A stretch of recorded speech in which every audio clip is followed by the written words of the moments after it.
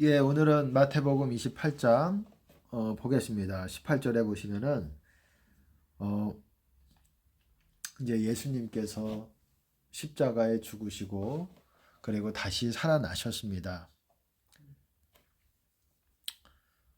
그래서 갈릴리로 먼저 가셨어요.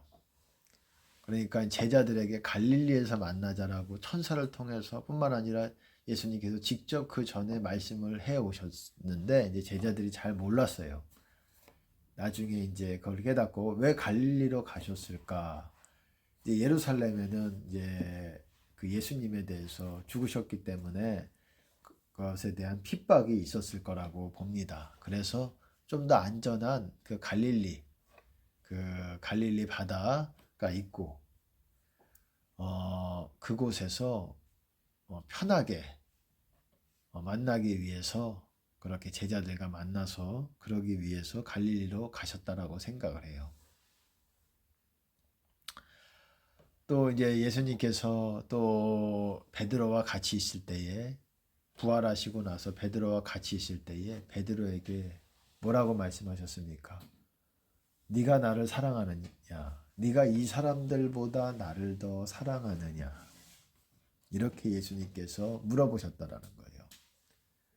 그걸 또 그랬더니 주님 주께서 아십니다. 사랑합니다. 그랬더니 내 양을 먹이라. 내 양을 치라. 내 양을 먹이라.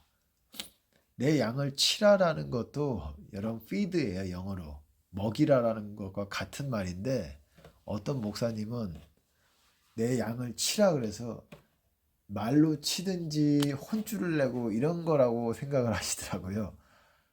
내 양을 치라가 아니라 실제로 때리라는 소리가 아니라 실제로 그런 분이 있어요. 그렇게도 생각할 수가 있더라는 거예요. 이 목사님들 중에서도 다양한 분들이 있습니다. 어쨌든 내 양을 먹이라, 내 양을 치라도 내 양을 먹이라는 말이에요. 때리라는 말이 아니라 말로 치라는 말이 아니라 그래서 그렇게 알고 계셔서 말로 이렇게 호통을 하고 이것을 그게 양들을 위해서 물론 뭐 그에게 필요한 말로서 호통을 칠 수도 있겠지만 이게 참 이렇게 지혜롭지 못한 부분인 것 같습니다. 치라는 게 뭐 지팡이로 치라는 게 아니에요. 그 목자의 지팡이로 때리라는 게 아니라는 말이에요. 먹이라는 말이에요. 양치기 소년이라고 그러잖아요. 양치기 소년이 양을 때리는 소년이 아니잖아요. 양을 인도해 가는 소년이라는 소리잖아요. 예, 참 그래서 예, 한국말의 그 약간 애매모호함, 중의적인 의미들을 잘 이렇게 이해를 못하셨던 것 같습니다. 어쨌든 예수님께서도 베드로한테 왜 3번을 말씀을 하셨어요. 네가 나를 사랑하느냐? 맨 처음에는 네가 이 사람들보다 나를 사랑하느냐 이렇게 물어보셨어요. 참 우리가 생각할 때 의아하지 않습니까? 예수님은 하나님이시잖아요. 근데 왜 사람에 빗대서 사람과 비교를 해서 사람과 견주어서 이 사람들보다 더 나를 사랑한다라고 말씀하셨을까요? 아비나 어미를 나보다 더 사랑하는 자 내게 합당치 않다. 합당치 않으면 천국 못 갈 수 있다라는 거예요. 그게 그냥 합당하지 않아. 예수님은 좋게 말씀을 하세요. 말씀을 하실 때는 심판하실 때는 굉장히 두려운 그런 심판자의 모습으로 심판장의 모습으로 우리에게 알려주시기도 하지만 우리는 또한 예수님을 사랑의 하나님뿐만 아니라 여러분 이 땅에서 여러분 각 개인에게 심판장으로서의 하나님을 바라보셔야 됩니다. 이 말은 여러분의 죄에 대해서 하나님께서 다루신다라는 거예요. 이것을 회개를 했다고 할지라도 회개하고 하나님 내가 잘못했습니다. 그렇게 고백을 하고 자백을 하고 또한 돌이켰어요. 그래도 여러분이 지은 죄에 대해서 하나님께서 이거를 다루신다라는 거예요. 이거를 심판을 하신다라는 거예요. 의인도 이 땅에서 심판을 받겠거니와 하물며 악인과 죄인이리요. 이런 말이잖아요. 의인도 심판을 받는데 악인과 죄인이 당연히 심판받는 거 아니냐 이 말이에요. 여러분 의인이 먼저 하나님의 집에서 먼저 심판을 받는다. 의인이 겨우 구원을 받으면 악인과 죄인과 경건치 아니한 자들은 어찌하겠느냐. 여러분, 심판을 의인도 받는다는 거예요. 하나님의 집에서 심판이 시작된다. 교회에 있는 그 중에서 교회에서 유력한 자들 먼저, 그러니까는 더 장성한 급에 있는 사람들 먼저 심판을 받습니다. 큰 심판이 오기 전에는 마지막 심판을 누구를 때리시냐? 세상 사람들을 때리시는 거예요. 마지막 사람들을, 가장 악한 자들을 때리시는 거예요. 일찍 맞는 게 좋은 거예요. 여러분, 그게 왜냐하면 일찍 깨달아야 되거든요. 지금 이제 심판의 때 뭡니까? 심판의 때뿐만 아니라 이제 그 환란의 때가 들어옵니다. 여러분, 먼저 맞는 것, 먼저 장성한 것부터 맞아요. 그리고 교회에 있지만 어떻습니까? 교회에 있지만 좀 장성한 급이 아닌 세상 말로 좀 믿음이 없는 그런 신자들은 환란 가운데 맞아요. 그러면서 환란 가운데 맞으면서 하나님께서 이들에게 기회를 더 주실지 아닐지는 모르는 거예요. 그 사람 하기 나름인 거예요.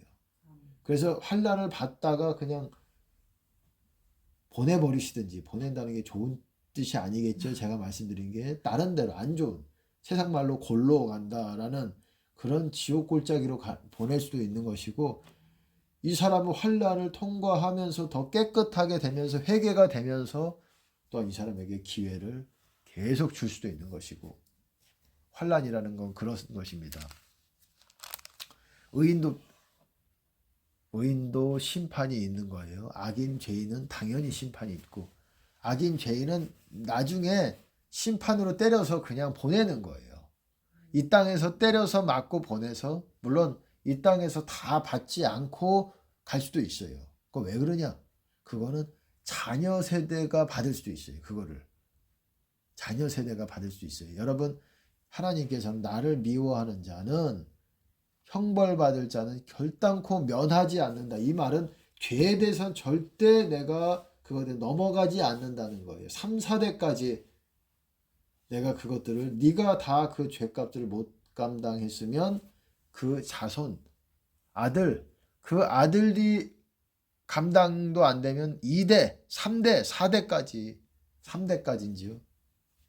어쨌든 그렇게 하나님께서 심판을 하시겠다라는 의지가 있는 거예요. 하지만 여러분, 어떻습니까? 형벌받을 자들이라는 게 뭐예요?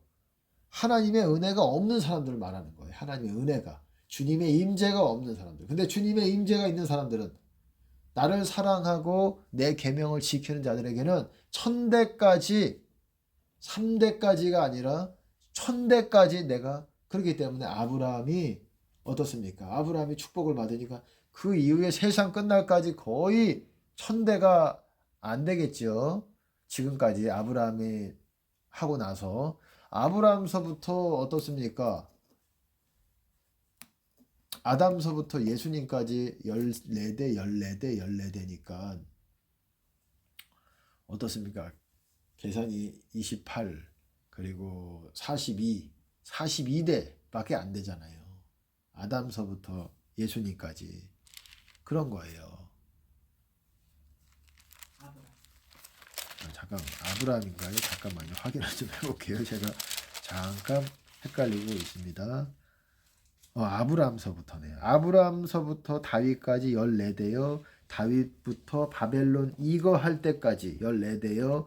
바벨론 이거한 후부터 그리스도까지 14대요. 그러니까 아브라함서부터 예수님까지 42대라는 거예요. 별로 안 되잖아요. 1000대까지라는 거는 사실 뭐 지금도 어떻습니까? 2000년밖에 안 됐잖아요. 아브라함서부터, 그때는 좀 수명이 좀 길었겠죠. 그래도 42대밖에 안 되잖아요. 다윗의 혈통이죠. 어쨌든 그런 것입니다. 지금 뭐 몇 대가 될지는 모르겠지만 1000대까지라는 거는 영원히 하나님께서 복을 주시겠다. 하나님의 은혜를 가진 사람들에게는. 하지만 형벌받을 자라는 거는 하나님의 은혜가 없는 사람. 은혜라는 이름이 뭡니까? 은혜가 뭐예요? 은혜, 영어로는 grace. 은혜라는 게 뭡니까? 은혜. 은혜라는 거는 예를 들어서 은혜라는 거는 내가 이 죄를 지어가지고 이런 죄값을 치러야 되는데 안 치르도록 하나님께서 해주시는 하나님의 호의지요. 그거를 은혜라고 말하는 거예요. 예를 들어서 법적으로 내가 무슨 세상 법에 대해서 범법을 했습니다. 불법을 했어요. 위법을 했어요. 그럼 그거에 대한 대가를 지불하겠지요. 대가를 치러야 되겠지요. 하지만 대가를 치러야 되지만 대가를 안 치러도 되게끔 해주시는 것, 그것이 바로 은혜입니다. 하지만 하나님께서는 그 행위에 대해서 다루시는 부분이 있다라는 것, 그것을 여러분 기억하시기 바라겠습니다.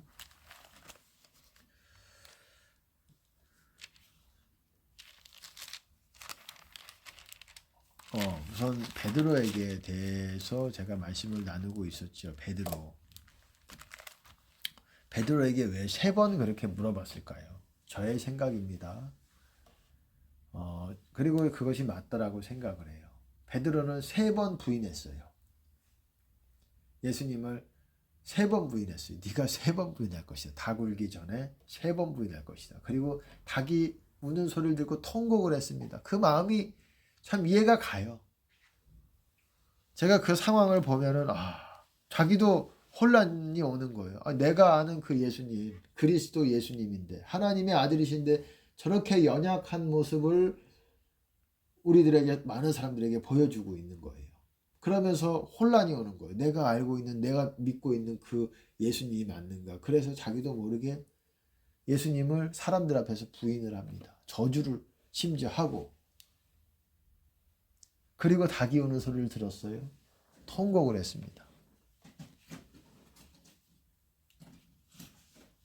예수님께서 왜 3번을 물어보셨을까요? 그거를 만회하게 하시고자 하는 예수님의 은혜라고 생각을 합니다. 왜? 베드로가 얼마나 가슴이 아팠을까요? 그거 생각만 하면은 내가 예수님에게 그렇게 죄를 지은 사람이구나 라고 생각을 하고 있었는데 예수님께서 그거를 면하게 하기 위해서 어떤 은혜를 베푸신 거라고 생각을 해요. 네가 3번 부인했으니 내가 3번 네가 나를 사랑한다라고 고백할 수 있는 기회를 주신 은혜라고 생각을 합니다. 그것이 없었으면은 베드로가 세상 예수님이 천국에 갈 때까지 마음에 그 어떤 응어리가 있었을 것 같아요. 야, 내가 예수님을 이렇게 부인한 자인데 그렇게 할 만한 사람인가. 그리고 예수님을 믿지 못했죠.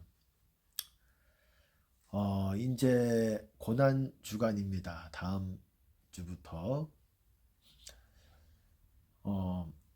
주님께서 다음 주에 어쨌든 이 주간에 어쨌든 이번 주죠. 주님을 더 기억하시고 더 주님께서 베드로, 우리는 다 죄인 아니겠습니까? 저도 마찬가지고 베드로만 죄인이겠습니까? 우리가 뭐 아담보다 낫습니까? 아담 욕하지만 아담 때문에 이렇게 됐다 탓을 하지만 우리는 뭐 아담보다 낫은 것 같습니까? 아니요. 우리는 알면서도, 복음에 대해서도 너무너무 잘 알면서도 죄를 또 지어요. 아담은 한 번 짓고 몰랐어요. 성경도 몰랐고 이전에 어떤 교훈도 못 받았어요. 근데 우리는 성경을 통해서 과거의 믿음의 선배들이 어떤 실수를 했고 어떤 무엇을 잘해서 하나님께 인정을 받았고 이런 것들을 아는 지식들이 있잖아요. 그럼에도 이렇게 하나님 앞에 배역함이 있는데 우리가 어떻게 저들보다 낫다고, 아담보다 낫고. 지금 가룟 유다 많습니다. 여러분, 가룟 유다 많아요. 가룟 유다 그때만 있다 그러는데, 있다고 생각하실지 모르겠지만 가룟 유다 많습니다. 지금은. 그리고 앞으로 배도할 때에 가룟 유다 훨씬 더 많이 나오게 될 거라고 생각을 합니다. 그런데 서지 말아야죠. 당연히 우리는. 제가 그래서 말씀을 드리는 거고, 어쨌든 더 이번 주에는 주님을 기억하고, 베드로가 그렇게 했지만 예수님께서는 얼마나 그 배려하심이, 참 베드로가 얼마나 가슴이 찢어지겠습니까? 내가 저분을 직접 판 건 아니지만 판 거에 준하는 가룟 유다를 욕할 수만도 없는 그런 자다. 내가 예수님 앞에서 부인했다. 3번씩이나. 근데 예수님은 그거를 만회할 그럴 기회를 주시고 이 땅을 떠나셨다라는 거예요. 그것을 하지 않으셨으면 베드로 심령에 아주 큰 응어리가 있었을 것 같아요. 그거에 대한 큰 양심의 가책과 이거를 모면하게 하시기 위해서 예수님께서 그렇게 은혜를 베푸셨다라고 생각을 합니다. 이것은 우리에게 주시는 그런 부르심이기도 합니다. 저도 마찬가지예요. 저도 예전에 이 구절을 읽을 때에 목회자의 어떤 길을 이제 준비하고 있을 때에, 그때 제가 이거를 읽는데 눈물 콧물을 좀 많이 쏟았습니다. 그때 왜 이렇게 많이 눈물이 났었는지 모르겠어요. 저에게도 하나님께서 이렇게 부르시는 것 같았어요. 베드로에게 하신 말씀 같이. 그래서 눈물 콧물을 뭐 기도한다고 제가 눈물 콧물이 그렇게 많이 쏟지 않습니다. 근데 눈물 콧물을 뭐 얼마나 시간이 지났는지 모르겠지만 꽤 오랜 시간을 막 그냥 통곡하면서 그 말씀을 들었을 때에 그 하나님께서 그런 그 마음을 주시더라고요. 나에게 물으시는 것 같았어요. 그래서 주님을 사랑하는 거는 정말 양들을 잘 끝까지 인도해서 주님께 데려가자, 그런 마음을 갖게 됩니다. 우리 모두, 저뿐만 아니라 우리가 뭐 베드로보다 낫겠습니까? 그런 베드로를 또 사도의 수장을 시켜주셨어요. 베드로는 수장입니다. 당시에 예루살렘 교회 기독교의 수장이었어요. 참 아이러니하죠. 하나님은 중심을 보시는 하나님이기 때문에 그렇습니다. 우리는 저거 잘못했네, 저 사람이 뭐 욕했네, 그것만 잡고 한 1년 늘어지잖아요. 뭐 하나 잘못했네, 예를 들어서 정광훈 목사님이 이걸 했네, 그거 가지고 1년 늘어지잖아요. 하나님은 뭐 그게 잘했다 못했다 이런 말 떠나서 우리는 우리 자신을 먼저, 우리 자신 안에 있는 들보를 먼저 봐야 돼요. 그래야 그 형제의 티를 뺄 수 있다라고 말씀하는 거예요. 우리의 들보를 먼저 빼야 된다라고 말씀하는 거예요. 그러면 형제에 대한 티를 빼지 못한다라고 말씀하는 거예요. 우리 들보를 빼지 못하면. 이 말은 다른 사람들의 티를 드러내고 티를 보는 사람들은 티를 뽑고자 하는 것이 아니라 그 사람의 수치를 주기 위한 그런 목적이 있다라는 거예요. 의도가 바르지 않아요. 진짜 그 사람의 티를 빼주고자 하는 그런 선한 마음에서 나온 거라면 내 들보를 먼저 빼겠지요.